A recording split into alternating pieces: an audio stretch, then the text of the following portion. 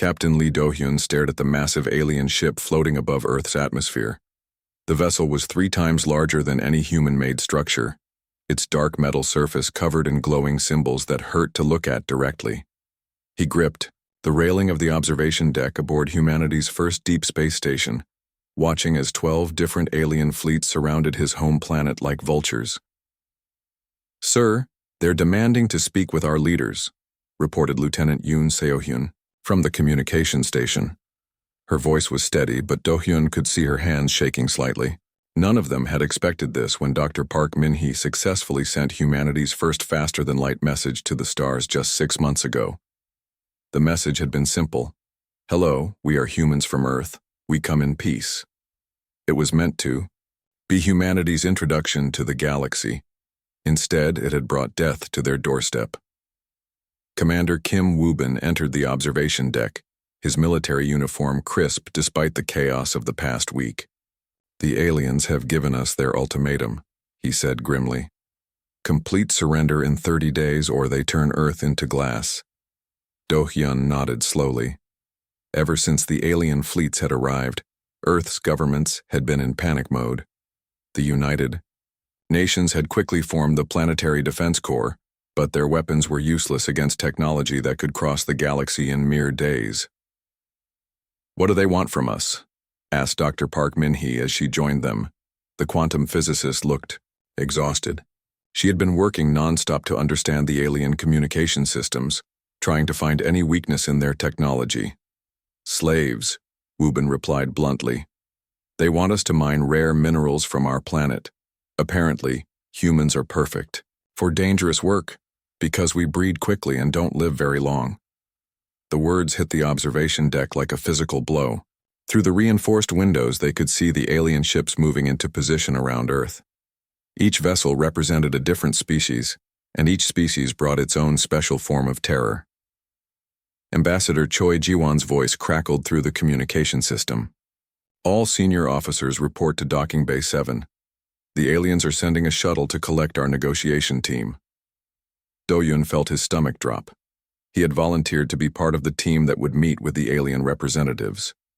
It was probably a suicide mission, but someone had to see what humanity was truly facing. 2 hours later, Do-hyun found himself aboard an alien shuttle with Ambassador Choi, Dr. Park, and 3 other representatives. The shuttle's interior was unlike anything human engineers had ever imagined. The walls seemed to be alive, pulsing with organic rhythms, while the ceiling displayed a map of the galaxy that moved and shifted constantly.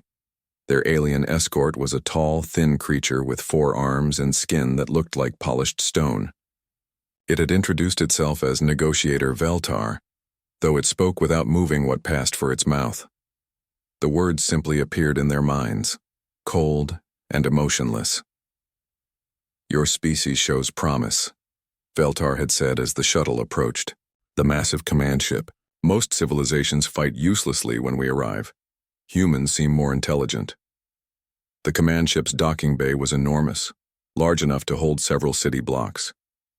As they walked through the corridors, Do-hyun noticed that everything was built to accommodate dozens of different alien body types. Some areas had low ceilings for short, broad creatures, while others had high spaces for beings that must have been 20 feet tall. They were led to a vast chamber where 12 different alien representatives waited for them. Each one looked more terrifying than the last. The Vextar representative was an insect the size of a small car, its compound eyes reflecting the room's light like broken mirrors. The Mordai delegate appeared to be made entirely of living crystal, its faceted surface casting rainbow patterns on the walls. At the center of the group sat the largest alien Do-hyun had ever seen. It looked like a cross between a squid and a tree, with dozens of writhing tentacles and bark-like skin covered in glowing veins. This was High Counselor Zorthak, the leader of the Galactic Council. "Humans," Zorthak's voice boomed through their minds, "you have been judged and found suitable for service. Your planet contains rare elements that we require, and your bodies are capable of extracting these materials from dangerous environments." Ambassador Choi stepped forward, her diplomatic training keeping her voice steady. "We request the opportunity to negotiate terms that would benefit both our species. The aliens made sounds that might have been laughter. The Vextar representative clicked its mandibles rapidly, while the Mordai's crystals chimed like broken bells. "There are no negotiations," Zorthak replied. "There are only choices. Accept the chains of servitude, or watch your world burn." A holographic display appeared in the center of the room, showing a small metal device no larger than a human thumb. The device looked harmless, almost elegant in its simplicity. "This neural implant will be placed at the base of your skull," explained Veltar. "It will ensure perfect obedience and eliminate the chaotic thoughts that make your species so unpredictable. You will still retain your personalities and memories, but you will find joy only in serving the Council's needs." Dr. Park stepped closer to examine the hologram. "What happens to our children, our future generations?" "They will be born with improved versions of the device already integrated into their nervous systems," the Mordai representative answered, its voice like wind through crystal caves. "Within 3 generations, humanity will have evolved past the need for rebellion or individual thought. You will be perfect workers, content in your purpose." The display changed to show other worlds, other species that had been conquered by the Council. Tohyun saw humanoid creatures working in massive mining operations, their movements mechanical and precise. There was no emotion on their faces, no spark of life in their eyes. They moved like robots made of flesh and bone. "This is the fate of species that accept our offer," Zorthak continued. "Peaceful integration into our great civilization. But observe what happens to those who refuse." The display shifted to show dead worlds, their surfaces cracked and blackened. Entire continents had been burned away, leaving nothing but ash and radioactive glass. In space around these worlds, the broken remains of defensive fleets drifted like mechanical graveyards. 67 species have chosen to fight us," the Vextar delegate clicked. 67 species no longer exist. We have been building our empire for over 10,000 years. No force in the galaxy can stand against the combined might of the Council. Ambassador Choi's face had gone pale, but her voice remained strong. "We need time to consider your offer." "You have 30 days, Zorthak replied. "Our blockade will ensure that no ships leave your system. Use this time wisely. Study the histories we have provided. Speak with your leaders. When we return, we expect your complete and unconditional surrender." The human delegation was escorted back to their shuttle in silence. As they flew back toward Earth, Do-hyun stared out at the alien fleet surrounding his home. Each ship represented centuries of conquest and the deaths of countless civilizations. But as he watched the blue and green planet growing larger in the shuttle's viewport, something stirred in his chest. It wasn't fear or despair, it was anger. The aliens expected humanity to simply roll over and accept slavery because that's what every other species had done. "They don't know us very well, do they?" Dr. Park said quietly, as if reading his thoughts. Do-hyun smiled grimly. "No, they don't, and that might be the biggest mistake they've ever made." The panic started almost immediately after the alien ultimatum was broadcast to Earth. Stock markets crashed, governments fell, and millions of people fled the major cities in a desperate attempt to hide from what seemed like certain doom. But, in a small laboratory beneath the Korean Institute of Technology, Dr. Park Min-hee was making discoveries that would change everything. "Look at this," she said to engineer Kang Tae-hyun, pointing at the holographic display floating above her workstation. They had been studying the alien shuttle's energy signatures for 3 days straight, surviving on coffee and determination. "Their power systems are incredibly advanced, but they're also completely standardized." Tae-hyun rubbed his tired eyes and leaned closer to the display. "What do you mean?" "Every alien ship uses the exact same type of energy core, the same shield, generators, the same propulsion systems," Min-hee explained. "It's like they all went to the same engineering school and never graduated." This was strange. In human technology, every country, every company, even every engineer had their own approach to solving problems.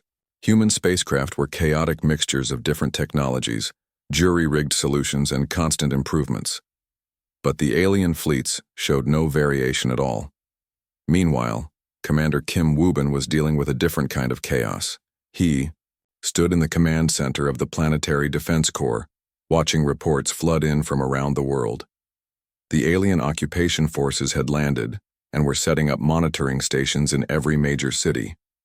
"Sir, we're getting reports that the aliens are confused by our communications," reported Lieutenant Yoon Seo-hyun. "They intercepted our military frequencies, but they can't understand why we're not following standard tactical doctrines." Woo-bin frowned. "What do you mean?" "They expect our forces to retreat to defensive positions and wait for orders from a central command," Seo-hyun explained.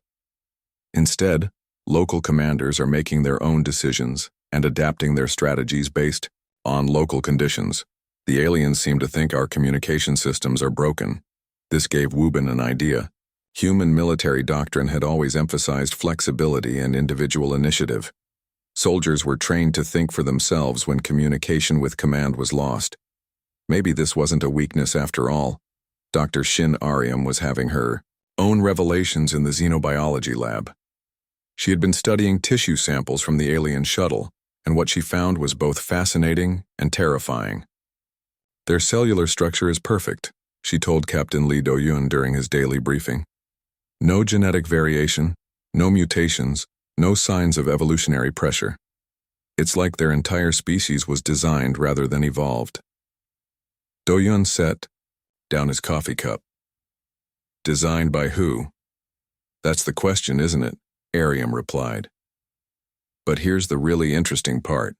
I compared their DNA to samples from Earth's fossil record.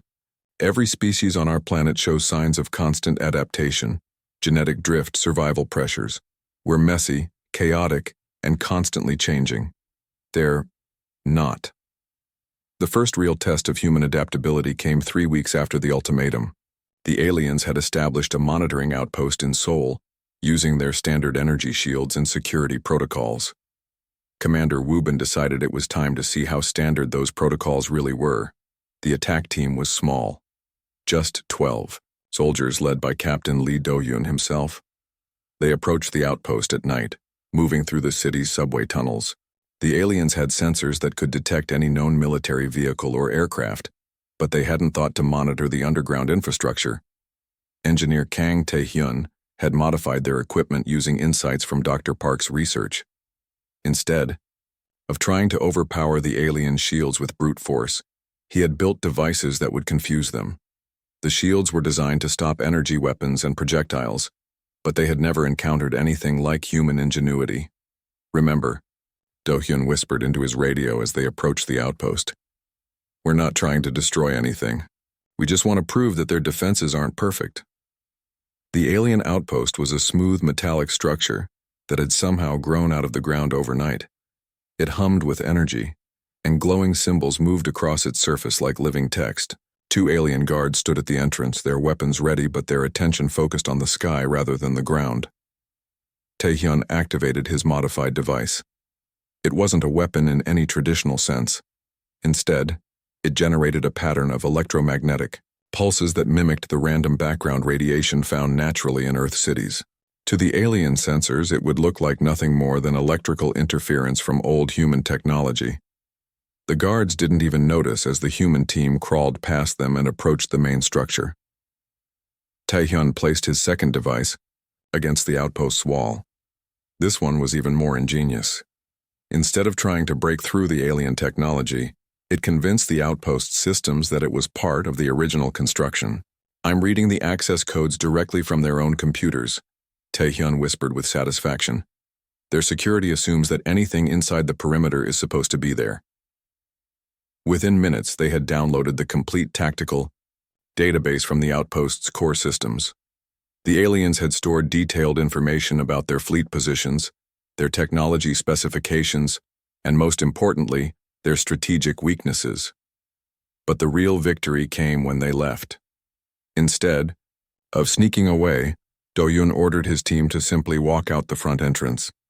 The alien guards watched them leave with what might have been confusion, but their programming told them that anyone exiting the facility must have been authorized to be there in the first place.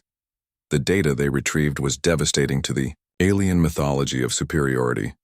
Dr. Park and her team discovered that the Galactic Council's technology hadn't advanced in over 1,000 years. They had achieved a high level of development and then stopped innovating entirely. Look at this power core design, Minhee explained to the assembled human leadership. It's incredibly efficient, but it's exactly the same design they were using when they conquered their first world. They haven't improved it because they haven't needed to. No one has ever challenged them before. Even more revealing was the psychological profile data the aliens had collected on other species they had conquered. Every previous civilization had followed the same pattern: initial resistance followed by despair followed by acceptance. The aliens had never encountered a species that became more dangerous when threatened. They expect us to behave logically, explained Dr. Ariam. When faced with overwhelming force, the rational response is surrender. But humans don't always respond rationally. We get stubborn, we get angry, and when we get angry, we get creative. Commander Wubin was already putting this creativity to work. He established resistance cells in every major city, but instead of organizing them into a traditional military structure, he let each cell develop its own tactics and strategies. The aliens couldn't predict human behavior because humans weren't following any centralized plan. In Tokyo, resistance fighters used the city's massive train system to move equipment past alien checkpoints. In New York, they hid weapons caches in the sprawling subway tunnels that the aliens couldn't monitor. In London, they used the old World War II bunkers that their own government had forgotten about. But the most effective resistance was happening in the realm of ideas. News of the successful Soul Raid spread across the globe through social media, encrypted channels, and old-fashioned word of mouth. Humanity wasn't just learning to fight the aliens. They were learning to think like humans again. The aliens made a mistake, Do-Yun told the assembled resistance leaders during a secure video conference. They assumed that because their previous conquests were easy, we would be easy too. They're fighting the wrong war with the wrong enemy. Lieutenant Yoon So-hyun had been monitoring alien communications, and she brought disturbing news to the next strategy meeting. They're getting frustrated, she reported. I'm picking up increased chatter between their ships. They expected us to surrender by now, and our continued resistance is confusing them. This was actually good news. Confused enemies make mistakes, and the aliens were starting to make big ones. They increased their patrols, but they did it using the same predictable patterns. They enhanced their security, but they used the same standardized protocols that Tae-hyun had already compromised. Most importantly, they started treating humans like a traditional military threat, instead of understanding what they were really facing: an entire species that had spent its entire evolutionary history learning to survive impossible odds. We're not just fighting for our freedom, Dr. Park told the Seoul Resistance Cell during one of their underground meetings. We're fighting for the right to remain human, and that's something worth being stubborn about. The aliens had 30 days to break humanity's spirit. But as the deadline approached, humanity wasn't breaking. Instead, they were learning. And for the first time in 10,000 years, the Galactic Council was about to discover what happened when a species refused to follow their script. The message reached the slave world of Kepler 442b on a cold morning, when the twin suns barely provided enough light to see. The planet's surface was covered in massive mining operations where the Torvak species had been working for over 300 years. Their bodies had been modified by the Galactic Council's technology to survive in the toxic atmosphere, but their minds remained sharp enough to understand what they had lost. Worker designation Hector was loading rare minerals into a transport container when the signal came through his neural implant. It wasn't an order from the overseers or a production update. It was something that shouldn't have been possible. A message from the outside galaxy. This is Captain Lee Do-Yun of the Human Resistance. If you're receiving this, it means the Council's communication monopoly isn't as secure as they think it is. We know what they've done to you. We know what they've done to dozens of species across the galaxy. And we're here to tell you that it doesn't have to stay this way. Hector's work tools fell from his hands. Around him, other Torvak workers had stopped what they were doing, their large eyes wide with something they hadn't felt in generations: hope. The message continued. The Council told us we had two choices: surrender or die. But there's a third choice they never mention because they're afraid of it. Fight back. We're doing it here on Earth and we're winning. The Council isn't as powerful as they want you to believe. On Earth, Engineer Kang Tae-hyun smiled with satisfaction as he monitored the broadcast's progress. He had spent weeks cracking the Council's communication network, using the access codes they had stolen from the Seoul outpost.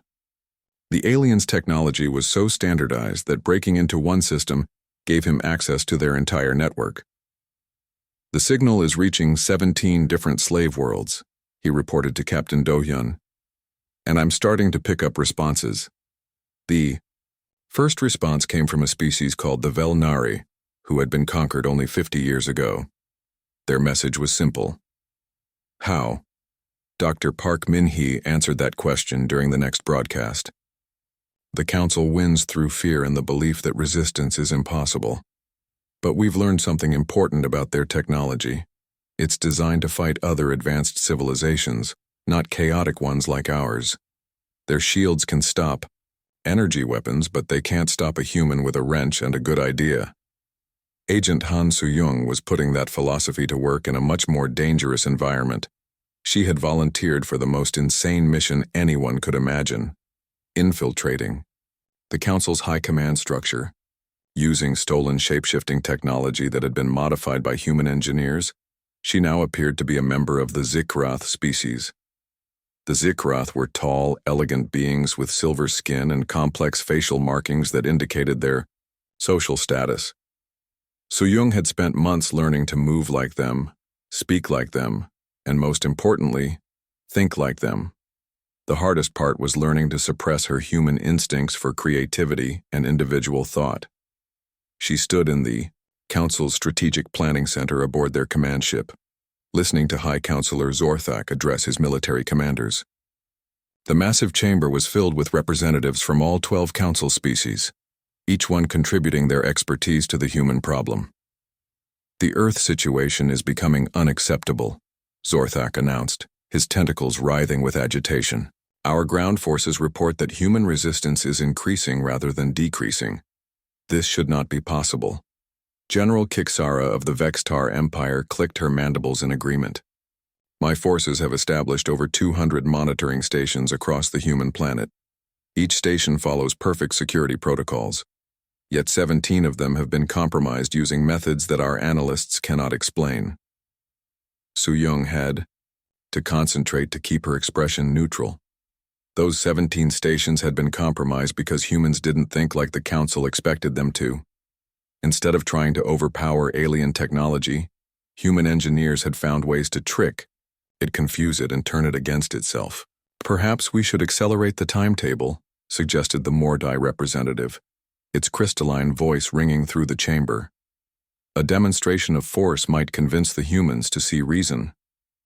But it was the fourth speaker who provided the information that made Soo-young's blood run cold. Commander Keksnil of the Rathkorian fleet was a being that looked like a walking nightmare, with too many joints and eyes that glowed red in the dim light. I have been analyzing the historical records, Keksnil said. The humans are not the first species to resist this long. There have been others who showed similar irregularities. Zorthak's tentacles went completely still. Explain. The Enthara resisted for 47 days before we glassed their world. The Kolvash held out for 62 days. The Yildrine lasted 81 days and actually managed to destroy 3 of our ships before we ended them. Keksnil paused. In each case, their resistance inspired rebellion on conquered worlds. We had to spend years putting down uprisings after each example was made. The chamber fell silent. Soo-young realized she was witnessing something that the Council had kept secret for millennia. They weren't just conquerors, they were genocidal suppressors of any species that showed independence of thought. How many species have we exterminated for the crime of resistance? Asked the Zikrath representative, though Soo-young could tell from the being's tone that this was not their first such discussion. Zorthak's answer was delivered without emotion. 87. Each one eliminated completely to prevent their ideas from spreading to our worker populations. Soo-young felt sick. The Council wasn't just enslaving species, they were systematically destroying any civilization that showed the spark of individual thought. And now they were planning to do the same thing to humanity. Back on Earth, General O'Minjay was coordinating a very different kind of resistance from his command bunker beneath the mountains of Switzerland. Unlike traditional military commanders, Minjay had embraced the chaos that made humans so unpredictable. Instead of following standard tactics, he encouraged his field commanders to experiment and improvise. "Report from the American sector," announced his aide, Colonel Nam Hyun-sik. "They've successfully liberated 3 monitoring stations using something they call aggressive maintenance." Minji smiled. Aggressive maintenance was a purely human concept. Instead of destroying alien equipment, the Americans had convinced it that it needed repair. Their engineers had modified maintenance robots to perform increasingly random tasks until the alien stations shut themselves down to prevent damage. "The Europeans are trying a different approach," Nam continued. "They're using flash mobs to overwhelm alien surveillance systems. Apparently the aliens can track individuals, but they can't process data from thousands of people moving randomly at the same time." Each region was developing its own solutions, and Minji was carefully documenting everything. The Council had conquered other species by studying their tactics and developing counters. But how do you counter a species that constantly develops new tactics? Dr. Lim Ji-hoon was working on an even more direct approach from his psychology lab in Seoul. He had been studying the alien prisoners taken during the resistance raids, and he was discovering that each Council species had very specific psychological weaknesses. "The Vextar are a hive mind," he explained to Captain Do-yun during their weekly briefing. "They function perfectly when connected to their queen, but individual drones become nearly helpless when isolated. The Mordai communicate through harmonic resonance, so certain sound frequencies can actually cause them physical pain." This was invaluable intelligence. The Council had spent thousands of years learning to exploit the weaknesses of other species, but they had never had their own weaknesses studied by a species that specialized in psychological warfare. "What about the leadership species?" Do-hyun asked. "The Zikrath are the most interesting," Ji-hoon replied. "They're completely dependent on social hierarchy. If you can convince a Zikrath that they've lost status, they become almost catatonic, with shame. And the Rathkorians are predators who only respect strength. Show them weakness and they attack, but show them an opponent they can't intimidate and they become confused." Meanwhile, Agent Soo-young was gathering even more crucial intelligence from inside the Council's command structure. She had learned that the Council maintained their empire through more than just military force. They had spent millennia perfecting psychological control techniques that kept conquered species docile and hopeless. "The key is preventing hope," she overheard Zorthak explaining to his advisors. "Once a species believes that resistance is possible, the infection spreads. This is why we must end the human situation quickly, before their example reaches too many other worlds." But it was already too late for that. The human broadcasts had reached 43 different slave worlds, and responses were coming back from all of them. The Council's perfect order was beginning to crack, and the cracks were spreading faster than they could repair them. On the mining world of Kepler 442b, Hector and his fellow Torvak workers had done something unprecedented. They had stopped working. It was a small act of defiance, but it was the first time in 3 centuries that the planet's production quotas had not been met. The rebellion started on 12 different worlds at exactly the same moment. Dr. Shin Aryam's discovery had provided the key. Hidden in the genetic code of every Council-conquered species were dormant sequences that had been placed there by an ancient civilization. These sequences could be activated, but only by a species that had evolved independently of the Council's influence. "We're not just fighting for ourselves," Dr. Park Min-hee announced during the Global Resistance broadcast. "We're fighting for every species that was crushed under the Council's boot, and today they're all waking up." The activation signal had been embedded in quantum frequencies that only human consciousness could generate. It was as if the ancient civilization had known that someday, someone like humanity would come along to finish what they had started. Admiral Bei Wu-jin stood on the bridge of humanity's first hybrid warship, watching the tactical display with satisfaction. The vessel was a patchwork of human engineering and stolen alien technology, held together by determination and about 50 different types of improvised connections. By all known laws of physics, it shouldn't work. But it did work, and it worked better than anything the Council had ever built. "Target the Council fleet's command ship," he ordered. "Remember, we're not here to destroy them. We're here to deliver a message." The ship they were targeting was the same massive vessel that had delivered humanity's ultimatum 3 months ago, but the galaxy had changed dramatically since then. What had started as humanity's desperate resistance had become a full-scale, galactic revolution. Lieutenant Yoon Seo-hyun had been promoted to tactical officer, and she was coordinating the most complex military operation in human history. "All rebel fleets report ready," she announced. "The Torvak have 12 ships in position. The Velnari have 18. Even the Kolvash have managed to rebuild 3 vessels from the wreckage of their old fleet." The Kolvash were especially significant. They had been one of the species that the Council claimed to have completely exterminated. But Agent Han Soo-young's intelligence had revealed the truth. The Council rarely completely destroyed a useful species. Instead, they scattered survivors across different worlds and told everyone they were extinct. Now those survivors were returning, armed with human-modified weapons and burning with 4 centuries of suppressed rage. "Sir, we're receiving a transmission from the Council command ship," reported the communications officer. "They want to negotiate." Admiral Wu Jin smiled grimly. "Tell them we'll consider their surrender. But first, they need to release every slave world in their empire." The response was predictable. The Council fleet opened fire.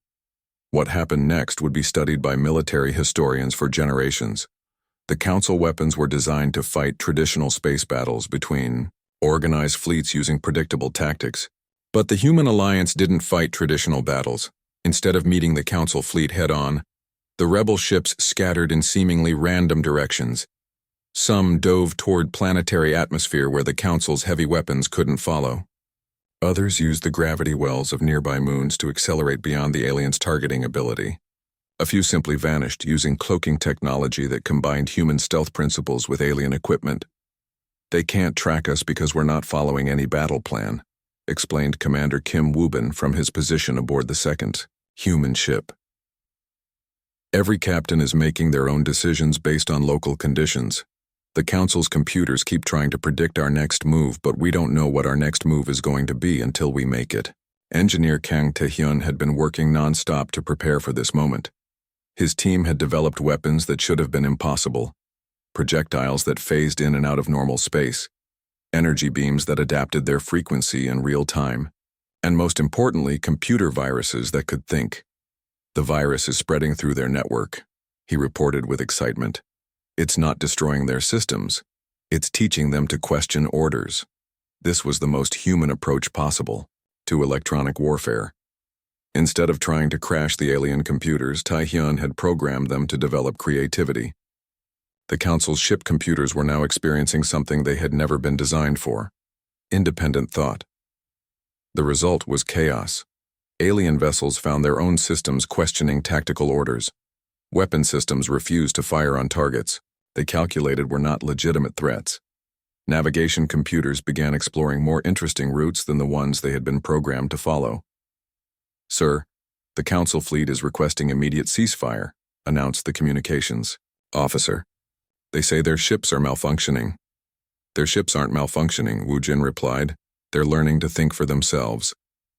Meanwhile, on the Council command ship, High Counselor Zorthak was experiencing something that his species had not felt in 10,000 years: genuine fear. The humans had done something that was supposed to be impossible. They had turned the Council's greatest strength, their technological superiority, into a weakness. Agent Han Soo-young, still maintaining her disguise as a Zikrath officer, watched the command center descend into panic. The alien commanders were trying to coordinate their forces, but their own computers were no longer following orders. Even worse, the human virus was spreading to the monitoring stations on conquered worlds, and slave populations were receiving detailed instructions on how to disable their neural implants. "How is this possible?" demanded General Kiksara of the Vextar. "Our technology is perfect. It has been tested across thousands of worlds." "That's exactly the problem," Soo-young said, forgetting for a moment to maintain her alien persona. "You're Technology is too perfect, it was never designed to handle chaos. The alien commanders turned to stare at her, and Su-Yung realized she had made a critical mistake. But before anyone could react, alarms began blaring throughout the ship. "Multiple hull breaches detected," announced the ship's computer in a voice that sounded suspiciously cheerful. "But don't worry, I've decided they're probably not important." The Council's flagship was being infiltrated, but not by conventional boarding parties. Human engineers had developed something called aggressive construction. Instead of trying to break through alien armor, they had convinced the ship's own repair systems to build them doorways.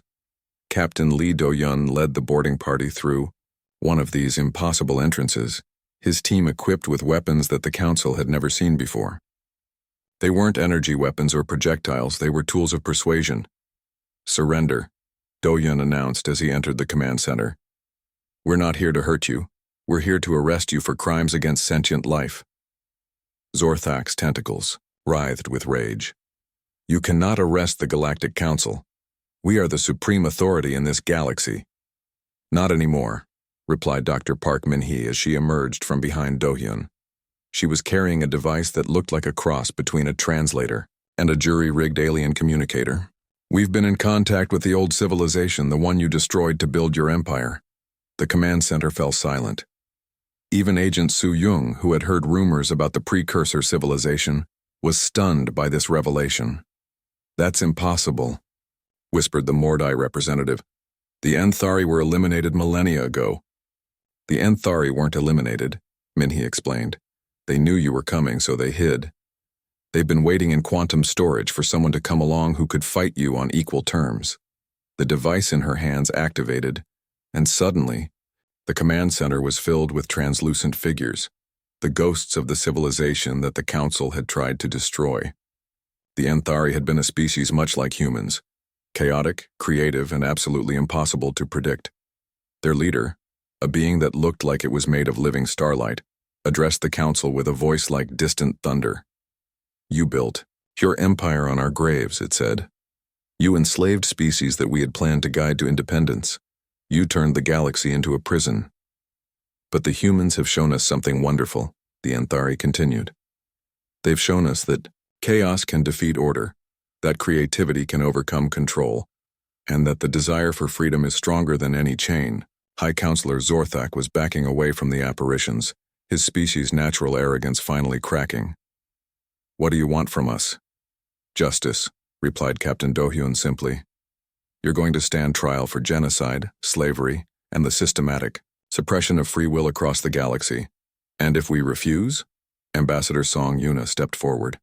She had been negotiating with rebel species across the galaxy, building the legal framework for what would come next. "Then you'll face the combined fleets of every species you've ever oppressed. And trust me, they're not feeling particularly merciful right now." The Council had spent 10,000 years believing they were invincible, but they had made one crucial mistake. They had assumed that all species would react to conquest the same way. They had never encountered a species that got more dangerous when threatened, more creative when pressured, and more determined when told that resistance was impossible. "The age of the Council is over," announced Admiral Wu Jin as human and rebel ships surrounded the alien fleet. "The question now is whether it ends with justice or with revenge." The fortress world of Nexus Prime had never known fear. For 10,000 years it had been the untouchable heart of the Galactic Council's empire, protected by weapons that could shatter moons and shields that had never been breached. But as Admiral Bei Wujin's fleet approached the planet, those ancient defenses meant nothing. The Council's final gambit had failed spectacularly. They had gathered every remaining ship in their empire for one last desperate attack on Earth, believing that crushing humanity would break the rebellion's spirit. Instead, they had walked into a trap that spanned half the galaxy. "All rebel fleets report in position," announced Captain Yu-soon from the bridge of the flagship Defiance. The vessel was a perfect example of human engineering philosophy. It looked like it had been built from spare parts and held together with determination, but it was more powerful than anything in the Council's arsenal. Around Nexus Prime, the combined fleets of 47 liberated species waited in formation. Each fleet was unique, reflecting the creative spirit that the Council had tried so hard to suppress. The Torvak ships were massive and heavily armored, built for endurance. The Velnari vessels were sleek and fast, designed for hit-and-run tactics. The Kolvash had reconstructed their entire fleet from memory, creating ships that were part museum and part weapon. But it was the human contribution that made the difference. Every rebel ship had been upgraded with human-designed systems that turned their weaknesses into strengths. The slow Torvak ships now had cloaking devices that made them invisible until they opened fire. The fragile Velnari vessels could phase in and out of normal space, becoming untouchable ghosts. The ancient Kolvash designs had been equipped with weapons that learned from every battle. President Kwon Jung-soo's voice echoed across the galaxy as he addressed the Council fleet from Earth. You came to our world offering chains or death. We rejected both options and chose freedom instead. Today we offer you the same choice you gave us. Surrender or face the consequences. The response came from High Counselor Zorthak himself, transmitted from the bridge of his flagship. The Council does not negotiate with terrorists and rebels. We are the rightful rulers of this galaxy. No, replied Admiral Wu Jin calmly. You were never rulers. You were just the biggest bullies in the playground, and every bully eventually meets someone who fights back. The battle for Nexus Prime began not with weapons, but with words. Ambassador Song Yuna had spent months building legal cases against each council member, documenting their crimes with evidence gathered from 1,000 different worlds. As the fleets faced each other, she broadcast the complete record of the council's atrocities to every inhabited system in the galaxy. The list was staggering. 87 species completely exterminated, hundreds more enslaved, entire civilizations reduced to mining equipment and labor camps. The Council had turned the galaxy into their personal factory, powered by the suffering of billions of sentient beings. You want to know why you lost? Dr. Park Min-hee asked during the broadcast. It's because you never understood what you were, fighting. You thought you were conquering primitive species who would eventually see the wisdom of submission, but you were actually trying to chain the fundamental force that drives evolution itself. The refusal to accept that things can't be better. The Council fleet opened fire, but their weapons encountered something they had never seen before.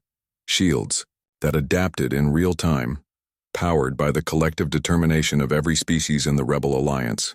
The more force the Council applied, the stronger the shields became. This was humanity's greatest gift to the galaxy. The understanding that strength comes not from control, but from diversity. Every species in the Alliance contributed something, unique to their defense grid. The Torvak provided raw power, the Velnari offered speed and agility. The Mordai refugees contributed their crystalline technology, and the humans provided the chaos that held it all together.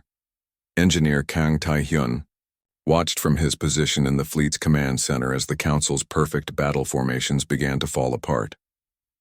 Their computers can't process what we're doing, he reported with satisfaction. Every time they develop a counter-strategy, we change our approach. It's like trying to fight a tornado with a sword. The breakthrough came when Captain Lee Do-hyun led a boarding party onto the Council flagship itself. But this wasn't a traditional assault. Instead of fighting their way through the ship's defenses, the humans had convinced the ship's computer to let them in.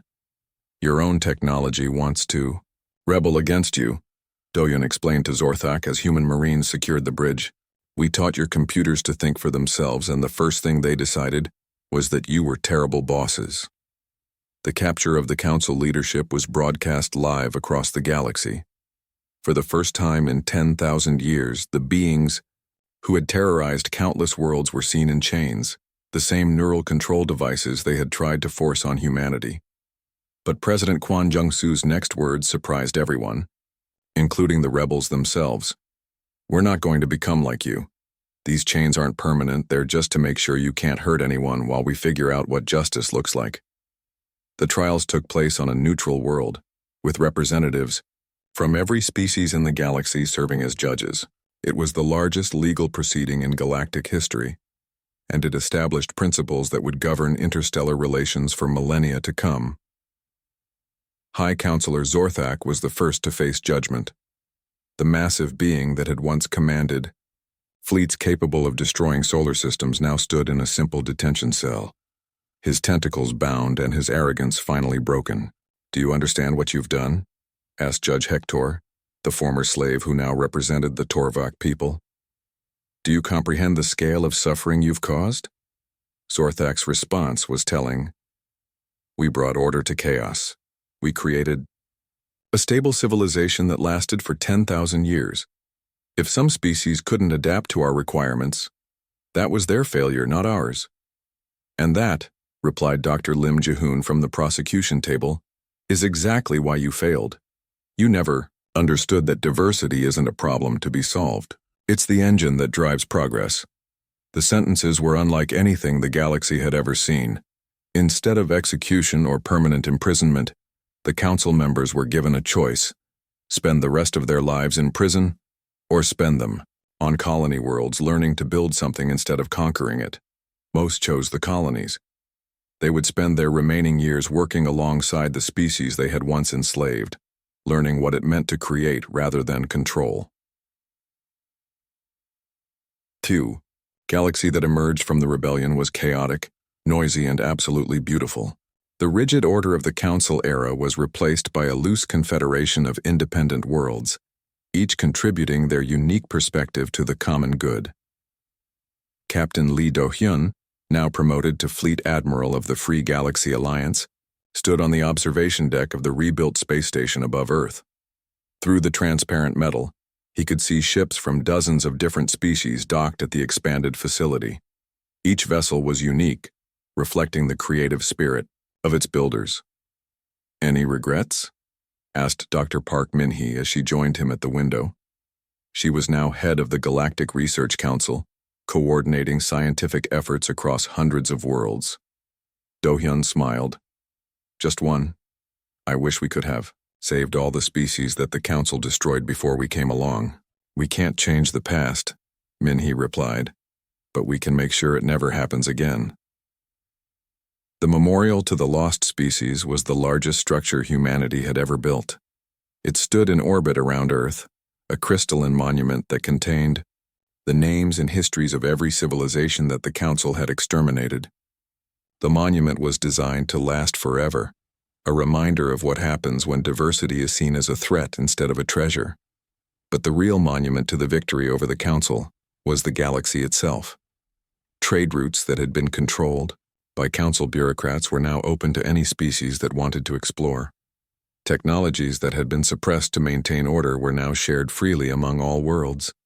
Art, music, literature, and ideas flowed between civilizations like rivers joining an ocean. Agent Han Soo-young, now serving as Earth's ambassador to the reformed Zikrath government, sent regular reports back to Earth about the changes happening across the galaxy. The former slave species weren't just rebuilding their civilizations, they were creating entirely new forms of culture that combined elements from dozens of different worlds. "The most beautiful thing," she wrote in one report, "is watching species that were forced to be identical for centuries rediscovering what makes them unique. The Torvak are developing new forms of music based on the harmonics of their mining equipment. The Velnari are creating art that exists partially in normal space and partially in hyperspace. Even the former Council species are starting to experiment with concepts they had forgotten, like individual expression and creative chaos. The galaxy had learned an important lesson. Strength doesn't come from making everyone the same. True strength comes from bringing different kinds of strength together and letting them support each other."